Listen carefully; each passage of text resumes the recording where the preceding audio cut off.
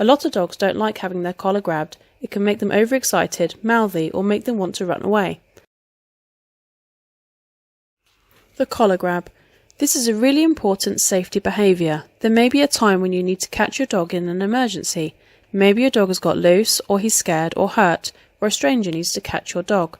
We want to ensure that being grabbed is a really positive experience for your dog. By repeating this exercise over and over again, you will condition a new emotional response to having their collar grabbed. Step 1. Reach, say yes, then reward. The first step is simply reaching towards your dog, marking yes and then reward. If your dog is doing really well with this, you can start reaching from the top and different sides. Yes. Yes. Yes. Yes. Yes. The second step is to touch your dog's collar, say yes, then reward. Make sure you touch your dog's collar first, then say yes and feed. Try not to touch the collar at the same time as giving the food, as your dog may only be focusing on the food and not the hand touching the collar.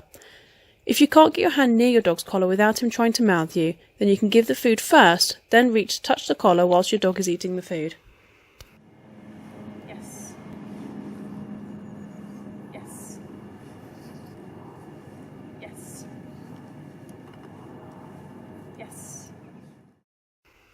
Step 3. Once your dog is comfortable with you touching his collar, you can move on to the third step. The third step is to grab your dog's collar, then say yes and reward. Mix up which hand you grab your dog with and change how you approach so that your dog becomes used to being grabbed from different angles. Yes. Yes. Yes. Yes. Yes. Step 4. The next step is to teach your dog to get used to being led by his collar. At some point in your dog's life, he may have his collar grabbed and be led somewhere in an emergency. When you grab your dog's collar, put a small amount of pressure towards you, mark yes and reward.